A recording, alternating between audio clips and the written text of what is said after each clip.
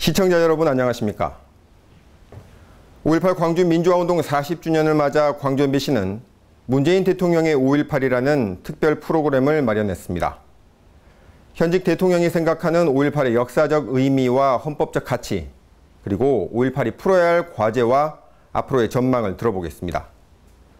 5.18 광주 민주화운동은 지난 40년 동안 한국 사회에서 민주주의의 등대로 자리매김해왔습니다. 먼저 5.18의 지난 40여 년 동안의 역사를 되짚어 보겠습니다. 준비된 영상을 함께 보시죠.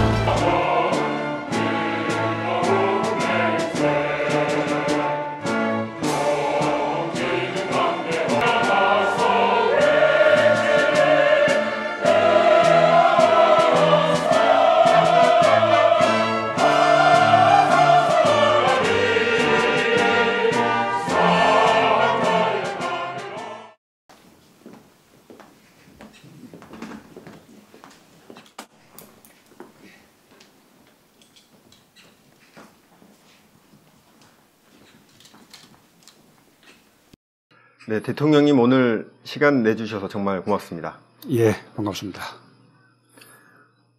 5.18 광주 민주화운동이 시작된 지 40년이 됐습니다. 저는 그때 굉장히 어려서 그때 무슨 일이 일어났는지 실은 기억이 없는데요. 대통령께서는 그때 어디에서 계셨고 5.18 소식을 언제 처음 접하셨는지 말씀해 주십시오. 저는 그 5.18 전날인 5월 17일 비상계엄이 확대되고 국보위가 설치되면서 그날 바로 계엄 포고령 위반으로 구속이 되었습니다. 그래서 청량리 경찰서 유치장에 수감이 되었던 중에 저를 조사하던 경찰관들로부터 그 소식을 들었습니다. 당시 그 경찰관들은 계엄군이 이 광주에 투입된 그에 대해서 상당히 비판적인 그런 생각을 가지고 있었고, 그래서 계엄군의 발포로 많은 광주 시민들이 사상을 당한 사실, 그리고 또 경찰은 이렇게 발포 명령을 거부해가지고 시진압에서 배제가 되었다는 사실, 또는 시민군들이 예비군이나 또 경찰 무기고를 열어서 무기를 들고 이렇게 맞서고 있다는 사실, 이런 사실들을 제게 뭐 경찰 정보망을 통해서 이제 올라오는 소식들을 매일매일 전해 주었습니다. 저는 그런 얘기를 들었기 때문에 그런 사실들이 당연히 다 언론에 보도되고 있는 것으로 알고 있었는데, 나중에 석방되고 난 이후에 보니까 그런 사실들은 거의 보도되지 않았고, 오히려 반대로 폭도들의 폭동인 양 그렇게 이제 왜곡되어 있다는 사실을 이제 알게 되었습니다.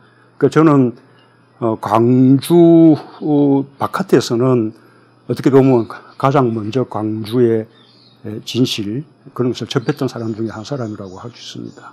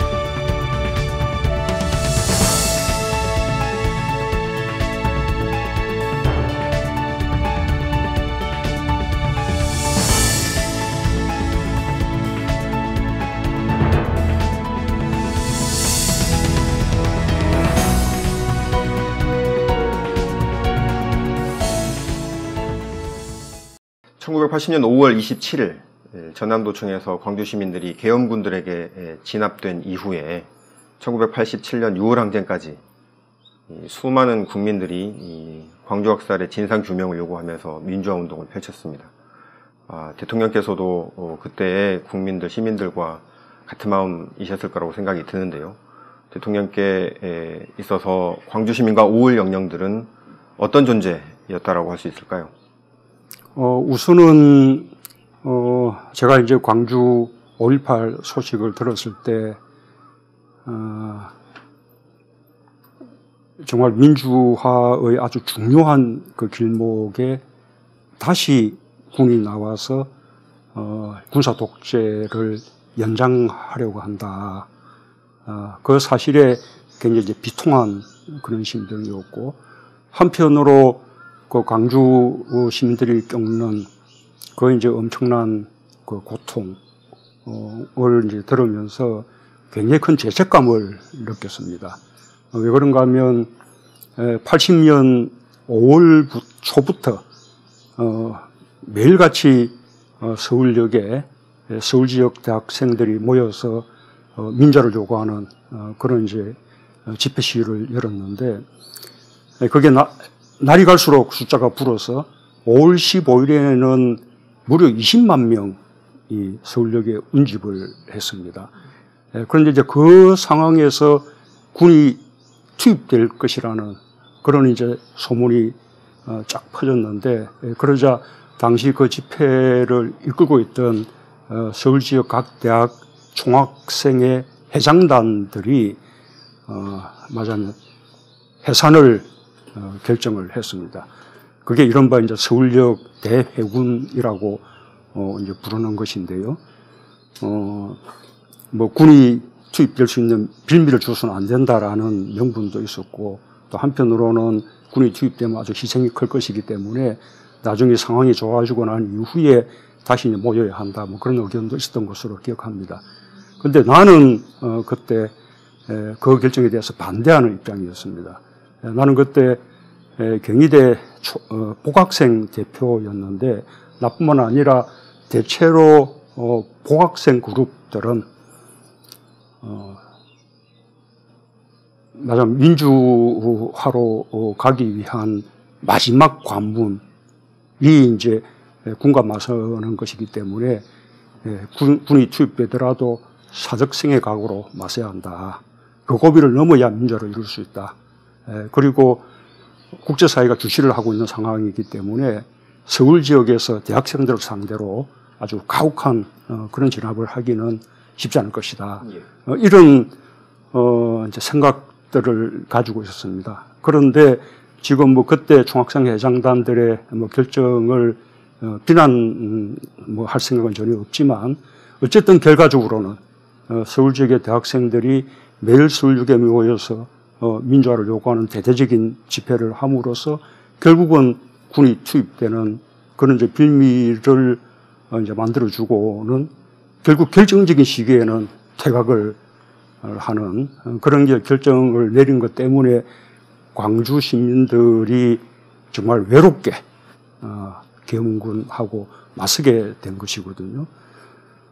그래서 이제 그 사실에 엄청난 이제 죄책감을 느꼈고, 저뿐만 아니라 광주 지역 바깥에 있던 당시 이제 민주화 운동 세력들 모두가 이 광주에 대한 어떤 부채의식, 그것을 늘 가지고 있었고, 그 부채의식이 그 이후 그 민주화 운동을 더욱더 확산시키고 촉진시키는 그런 계기가 되었다고 생각합니다. 그런 점에서 당시 광주 5월 영령들을 비롯한 광주 시민들은 우리 그 1980년대 이후 대한민국 민주화 운동의 상징과 같은 그런 존재가 되었죠. 예. 특히나 대통령께서는 5.18의 헌법적 가치에 대해서 누구보다 큰 관심을 기울여 오셨습니다. 대선 공약에서부터 시작해서 대통령에 당선된 이후까지도 헌법 전문에 5.18의 가치가 수록돼야 된다라고 얘기를 하셨는데요. 앞으로 개정될 헌법 전문에 5.18의 가치가 들어가야 한다면 여러 가지 광주 정신이 있습니다. 어떤 부분들이 꼭 들어가야 한다고 생각하시는지요? 우선 제가 그런 뭐 주장만 한 것이 아니라 실제로 제가 개헌안 발의를 했습니다. 비록 이제 국회를 통과하지 못했습니다만 제가 발의한 개헌안 그 전문에 5.18 민주화 운동의 이념의 개성 이것이 이제 담겨 있습니다. 지금 현재의 그 우리 헌법 전문에는 이렇게 3.1 운동에 의해서 건립된 대한민국 임시정부의 법통을 개성하고 4.19 민주운동의 이념을 개성하는 것으로 그렇게만 헌법 전문에 표현되어 있는데 우리가 이렇게 발전시켜 온 그 민주주의가 실제로 문안화돼서 집약되어 있는 것이 우리의 헌법이거든요. 그런데 4.19 혁명만으로 민주 이념의 개성을 말하기에는 4.19 혁명 이후에 아주 장기간에 어찌 보면 더 본격적인 군사 독재가 이제 있었기 때문에 4.19 운동만 가지고는 민주화 운동의 어떤 이념의 개성을 말하기에는 부족한 점이 있다고 생각합니다. 그것이 다시 지역적으로 강력하게 표출된 것이 시기 순서로 보면 무마민주항쟁이었고 5.18 민주화 운동이었고 그것이 전국적으로 확산된 것이 6월 민주항쟁이었고 드디어 그 미완된 부분이 다시 촛불 혁명으로 표출이 되면서 오늘의 정부에 이르고 있다고 생각합니다. 그 가운데 촛불혁명은 시기상으로 아주 가깝기 때문에 정치적 논란의 소주가 있어서 아직 헌법 전문에 담는 것이 시기상 좀 이르다고 하더라도 적어도 5.18 민주운동과 6월 항쟁의 이념만큼은 우리가 지향하고 계승해야 될 하나의 민주 이념으로서 우리 헌법에 담아야 우리 민주화 운동의 역사가 제대로 표현되는 것이고 또 그렇게 돼야만 5.18이나 또 6월 항쟁의 성격을 놓고 국민들 간에 동의가 이루어지면서 국민적 통합이 이루어질 수 있다고 믿습니다. 그래서 저는 비록 헌법안 개헌이 좌절되었지만 앞으로 언젠가 또 개헌이 논의가 된다면 헌법전문에서 그 취지가 반드시 되살아나야 한다고 생각합니다. 사랑합니다, 아버지.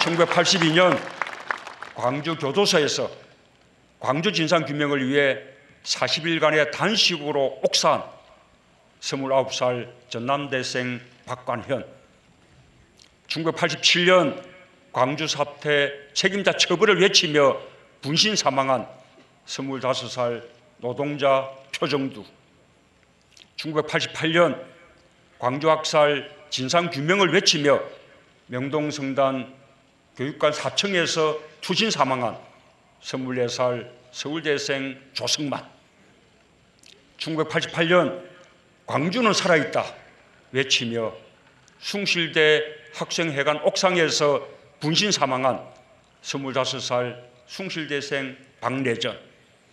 저는 오늘 오르의 죽음과 광주의 아픔을 자신의 것으로 삼으며 세상에 알리려 했던 많은 이들의 희생과 헌신도 함께 기리고 싶습니다.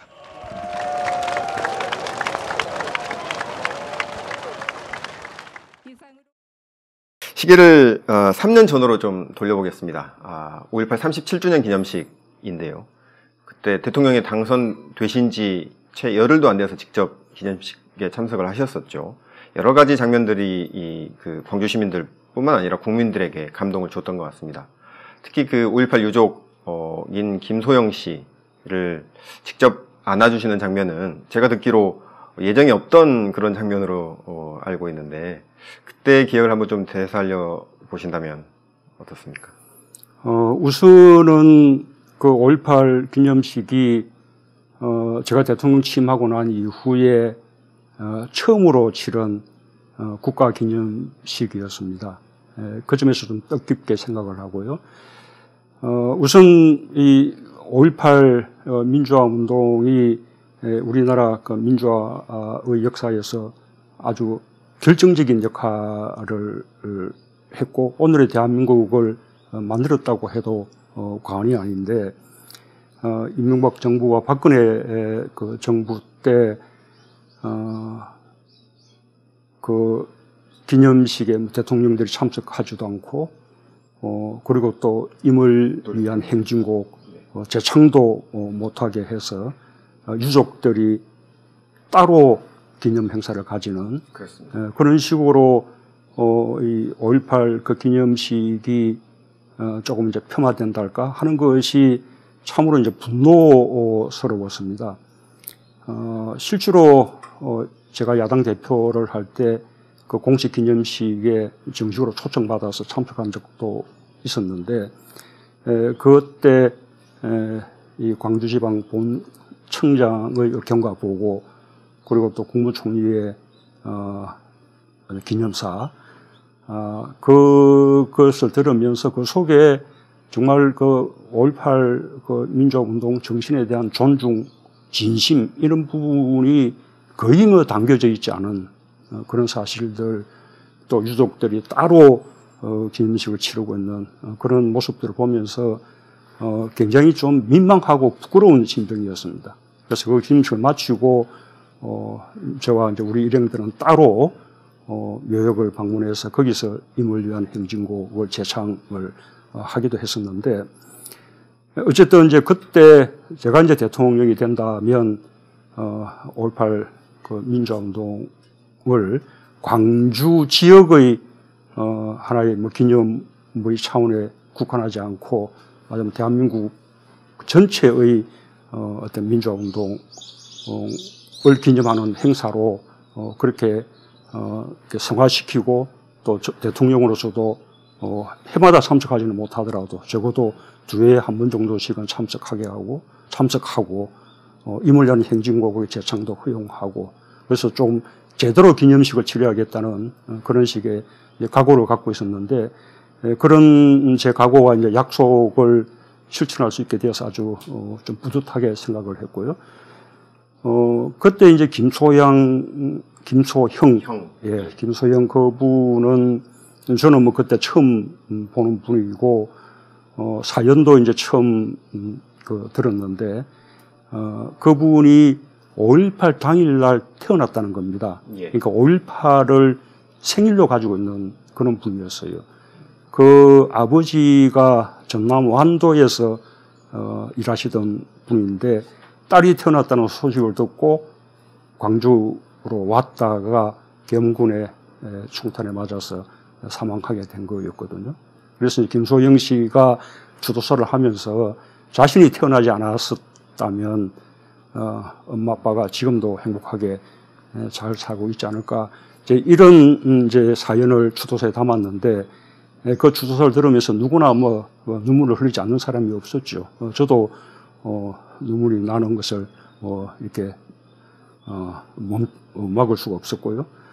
그래서 그분 주도서 마치고 난 이후에 그냥 위로하는 말이라도 조금 건네겠다 생각하고 이제 무대로 나섰는데 그게 이제 전혀 이제 예정된 일이 아니었기 때문에 아마 이제 처음 그 열린 공간에서 그 많은 분들이 참석한 그 행사에서 대통령이 갑자기 예정이 없이 무대로 쪽으로 나가니까 예. 우리 경호하는 사람들도 아주 당황했다고 하고 김소영 씨도 그 사실을 알지 못한 채 무대를 이제 벗어나고 있었기 때문에 제가 한참을 몇 번 뒤에서 부르면서 주소서 가서 이제 가서 안아드렸는데 이분이 어깨에 얼굴을 묻고 그냥 막 펑펑 흐느끼는 겁니다.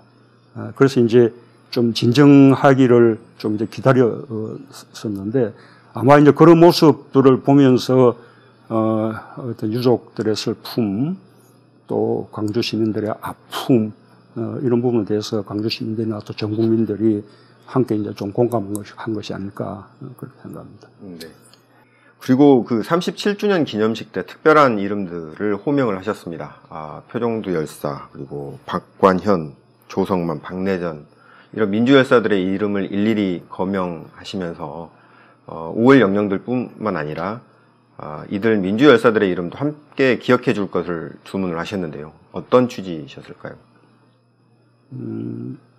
아까 제가 그 80년 이후에 광주 5.18이 우리 민주화운동의 상징이 되었다라고 말씀드렸었는데 실제로 그 이후에 민주화운동은 광주를 기억하라 그리고 광주의 진상을 규명하라라는 그것이 하나의 민주화운동 그 자체가 바로 민주화운동이었습니다.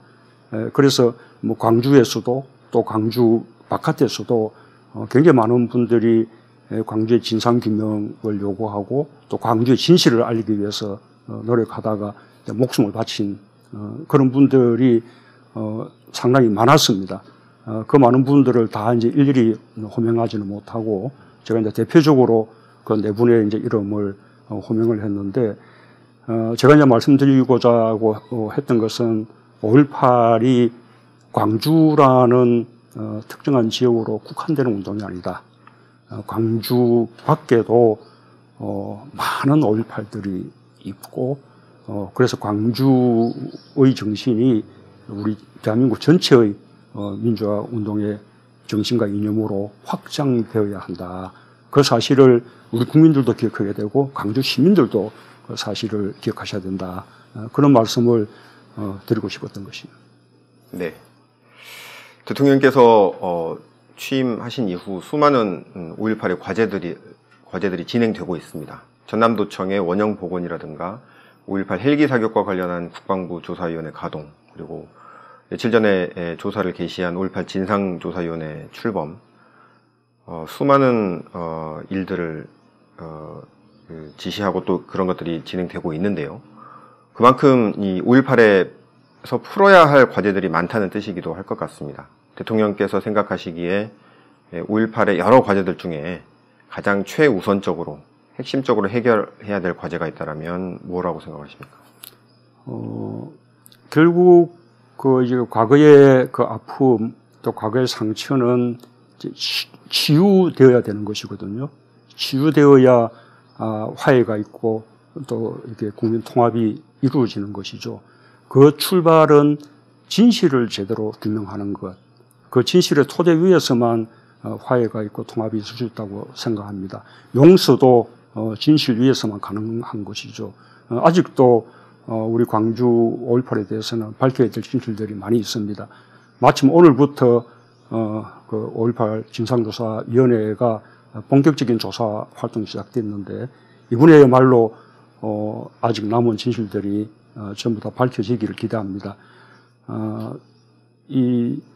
원래 이런 과거사에 대한 진상조사는 국회가 특별법에 의해서 진상조사위원회를 구성하고 그에 따라 조사되는 것이 이제 관례인데 저는 이제 국회의 입법을 기다리는 그것이 너무 이제 시간이 많이 걸렸기 때문에 그렇게만 기다릴 수는 없다고 생각하고 국회의 진상조사위원회가 출범하기 이전에 국방부 자체 내에 5.18 특조위를 구성해서 스스로 진상조사를 하도록 하고 거기서 수집한 자료들을 국회의 진상조사위원회로 이렇게 이관해 주기로 그렇게 이제 결정을 했습니다. 그래서 국방부 자체적인 5.18 특조위에서 그동안 밝혀지지 않았던 헬기 사격 사실이라든지 또 여성들에 대한 성추행, 성폭행, 심지어는 성고문 이런 사실들이 추가로 확인된 것은 나름대로 이제 성과였다고 생각합니다. 그러나 여전히 발포의 말하자면 명령자가 누구였는지 발포에 대한 법적인 최종 책임이 어디에 있는지 이런 부분들은 밝혀지지 않았습니다. 또한 아직도 행방을 찾지 못하고 또 시신도 찾지 못해서 어딘가에는 아마 안매장되어 있을 것으로 추정이 되는 그런 이제 집단 학살자들 그분들을 찾아내는 일들 또 헬기 사격까지 하게 된 그 어떤 경위 뿐만 아니라 그 이후에 대대적으로 이루어진 그 진실을 은폐하는 하고 왜곡한 그런 어떤 이제 그 공작의 실상들까지 다 이제 규명돼야 한다고 생각합니다. 그 규명의 목적은 아까 말씀드린 대로 그 책임자를 가려내서 꼭 법적인 처벌을 하자라는 차원이 아니라 그것이 그 진실의 토대 위에서 진정으로 화해하고 통합의 길로 나아가기 위한 그래서 꼭 필요한 그런 일이라고 믿습니다. 이번 국회의 그 진상조사위원회 활동에 많은 기대를 걸고 있고 정부도 적극적으로 뒷받침할 작정입니다. 예.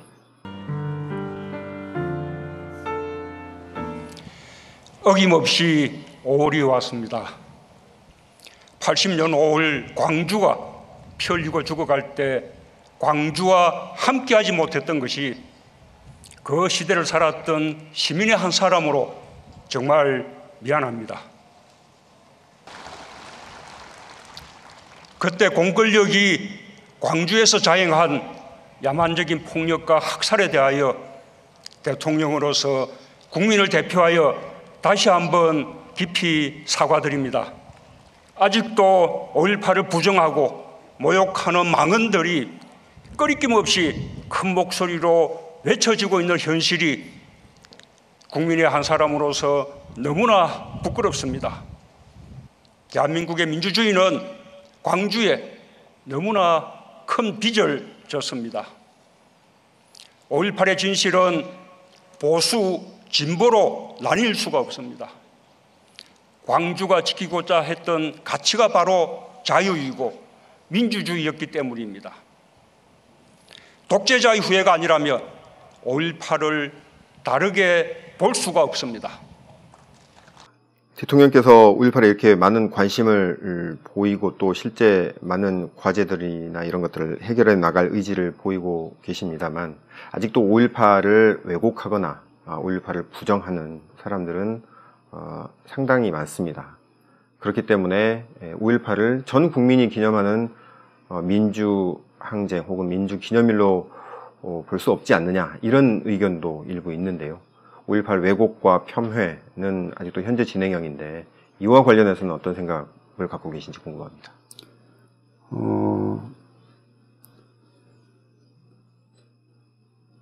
우선은 이런 이야기를 하고 싶습니다. 우리 민주주의는 이 다양한 생각을 이제 허용하고 또 다른 생각에 대해서도 말하자면 이제 관용하는 그런 맞은 표현의 자유를 존중하는 것이 민주주의의 기본이죠. 그러나 그 민주주의의 그 관용이 민주주의를 파괴하는 그런 여러 가지 표현 행위에 대해서까지 인정될 수 있는 것은 아니라고 생각합니다. 그런 5.18을 폄훼하고 왜곡하는 부분에 대해서는 단호한 대응이 있어야 할 것이라 생각하고요. 어쨌든 아까 말씀드린 이 진상을 제대로 규명해내는 것도 그런 폄훼나 왜곡을 더 이상 없게 만드는 하나의 방법이라고 생각합니다. 그뿐만 아니라 나는 좀 더 나아가서 정말 우리 이 정치 현실이 이제 안타까운 것이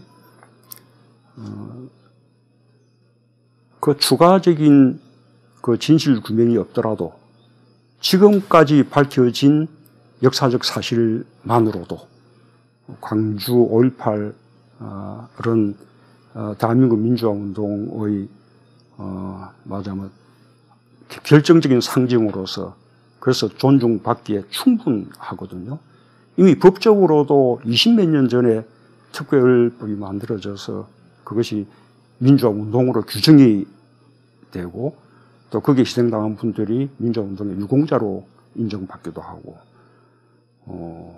그게 국가기념일로 지정이 돼서 전국가적으로 기념 행사도 치르고 이 정도면 국민적으로 국가적으로는 이렇게 하나 정리하고 다음의 장으로 넘어가야 되는 것이죠. 개인적으로는 다른 생각이 있을 수 있습니다. 뭐 일제 식민 지배에 대해서도 다른 주장을 하는 사람들이 있듯이 그러나 국가적으로는 일제 식민 지배는 불의한 것이었고 그 다음에 거기에 저항한 독립운동의 정통성이 있는 것이고 친일은 심판받아야 되는 것이고 또 해방 이후에 우리 현대사에 있어서도 국가 발전의 과정에서 독재가 있었고 그 독재에 맞서서 치열하게 항쟁하고 희생당한 그런 숭고한 민주화 운동들이 있었고 그런 운동들이 오늘날의 대한민국의 민주주의를 이만큼 발전시켰고 또 그와 함께 우리 경제 발전도 이만큼 이루었고 하는 이런 점에 대해서는 이제는 역사적 평가가 사실은 끝난 것입니다. 이 평가를 넘기고 이제 앞으로 이제 우리 민주주의를 얼마나 더 이제 풍부하게 더 크게 넓게 발전시켜 나가느냐 또 우리 경제를 얼마나 더 세계에서 선도적인 경제로 이렇게 발전시켜 나가느냐 이렇게 우리의 논의가 발전되어 나가야 하는데 법적으로 다 정리된 사안을 지금까지도 왜곡하고 폄훼하는 발언들이 있고 그것을 일부 정치권에서조차도 그런 주장들을 받아들여서 이렇게 막 확대 재생산시켜주는 일들이 지금도 진행되고 있다는 것이 참으로 이렇게 안타깝습니다. 이런 식의 고리를 끊어야 우리 그 사회가 좀 보다 통합적인 사회로 나갈 수 있고 우리 정치도 보다 통합적인 정치로 발전해 나갈 수 있다고 믿습니다. 마지막으로 한 가지만 더 여쭙겠습니다. 5.18에 여러 인물들이 있습니다. 그 5.18을 상징하는 여러 인물들이 있는데 대통령께서 생각하시기에 5.18하면 생각나는 인물 혹시 있으시면 왜 그런지도 한번 말씀해 주실 수 있겠습니까? 저는 뭐 5.18 하면 뭐 조금 이야기가 약간 멀어질지 모르겠습니다만 노무현 전 대통령, 그러니까 그 당시에 노무현 변호사가 제일 생각이 납니다. 이 80년대 이후에 부산 지역의 이 민주화 운동은 이렇게 광주를 알리는 것이었습니다.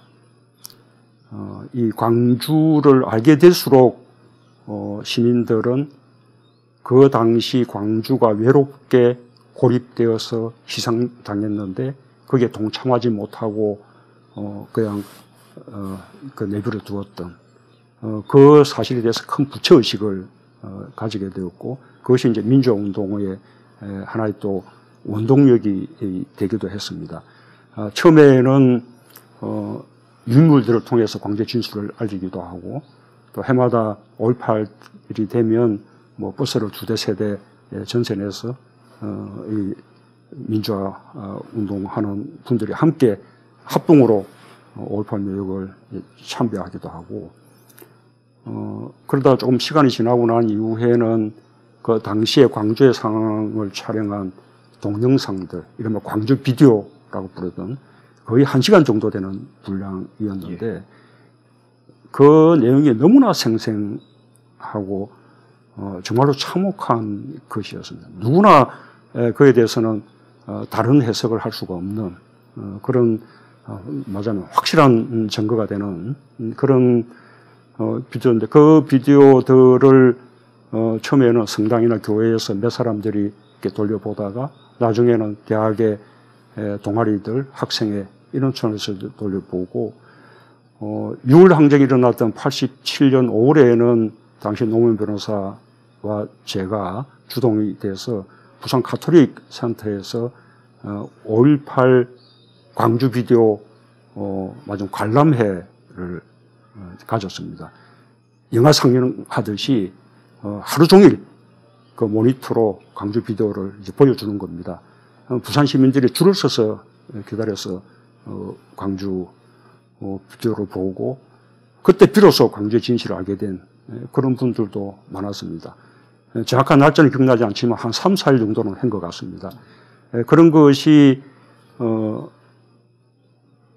부산 지역 6월 항쟁의 큰 동력이 되었다고 생각하고 또 부산의 가톨릭 센터가 6월 항쟁 때 서울의 명동성당처럼 자연스럽게 부산 지역 6월 항쟁을 이끄는 그런 중심지 역할을 했습니다.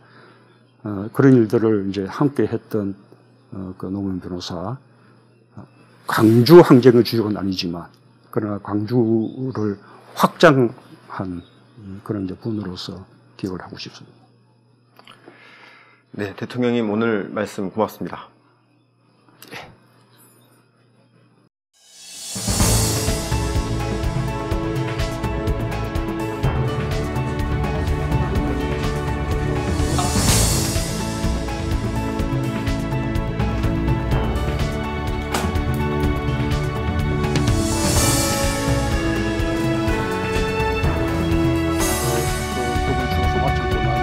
수고하셨습니다. 내드리겠습니다.